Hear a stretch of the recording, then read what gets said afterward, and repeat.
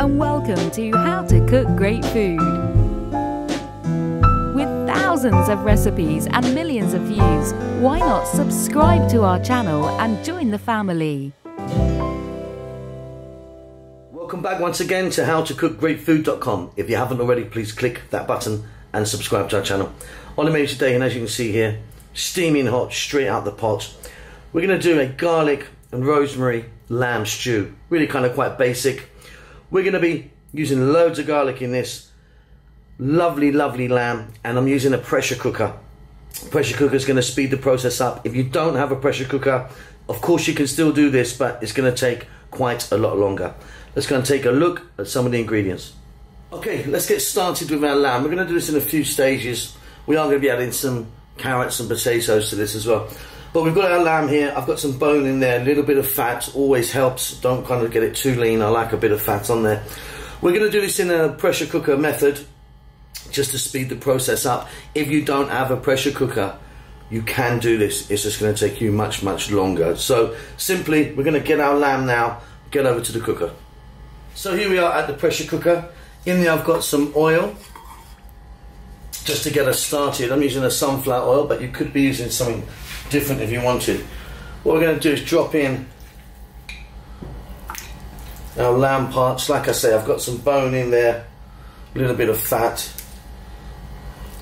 It's pretty decent quality, this one.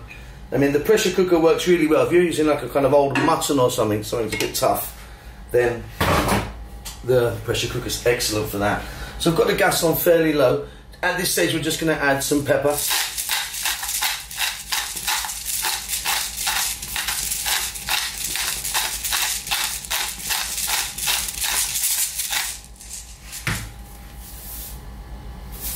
And some salt. And what I want to do, let's raise the heat now.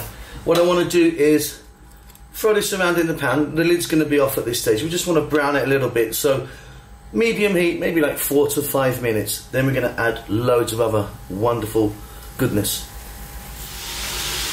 Okay, so absolutely nowhere cooked, as you can see there.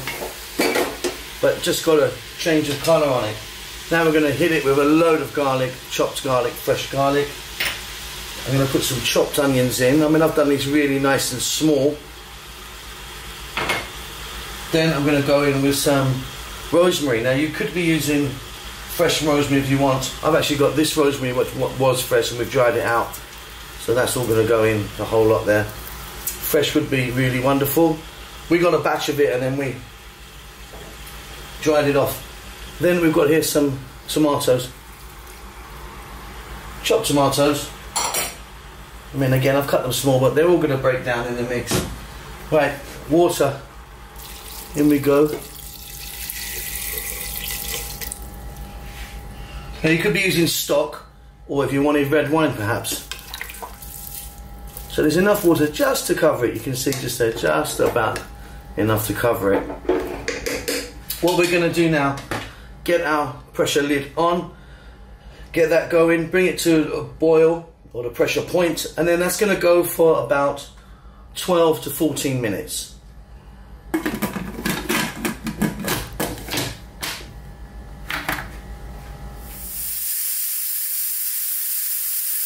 me see if I can grab these stalks out.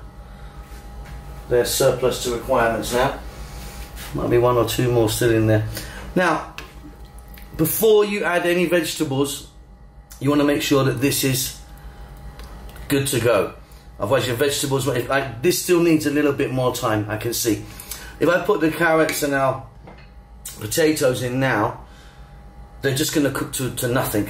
But what I am going to do is I've got some tomato paste or puree. You know, that dark stick, and it's quite a lot there. There's like 3 tablespoons there. In that goes. That's going to really give us some immense colour and flavour. I mean, that's a huge spoon, that. Yeah, like 3 tablespoons full of tomato puree. Like I say, I'm going to get this back on again, and we're going to let this go for about another 20 minutes once it reaches pressure. Now there's enough liquid in there. Make sure you've still got enough liquid in there. See you then.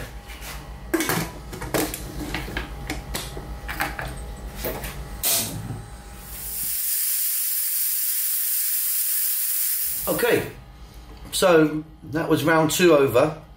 There's one more of these big boys in there. Let me get that out, that stalk. No need for that. And as you can see, that tomato puree's done a wonderful job. It's kind of thickened it up a little bit as well. And now our meat is beautifully tender. What I'm going to do now is I'm going to pop some veg in. So I'm going to get some carrots in and some potatoes. Now if you wanted, some celery would be really nice in this. If you're into celery.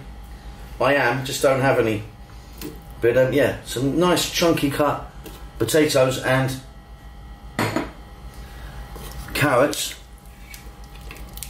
But yeah, other veg will work. You can get some mushrooms in here if you wanted. And just make sure you've got enough liquid because we need to go again on this. So that's kind of alright. I am actually going to just add a little splash. I don't want it burning now, you see. Yeah, that's enough there. That's beautiful. So again, lid back on. Back to pressure again. And because of the potatoes and the carrots, probably going to be, once we hit pressure, like, you know, 8 minutes, something like that. See you then.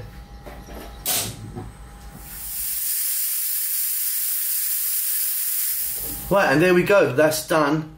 I've checked those potatoes and those carrots. They're nice and tender now. Really, really soft, beautiful lamb there. Check that for salt. You might want to add a touch more. I'm all good. What I'm going to do is get that in a bowl. See you at the table. Okay, there you go. Steaming hot.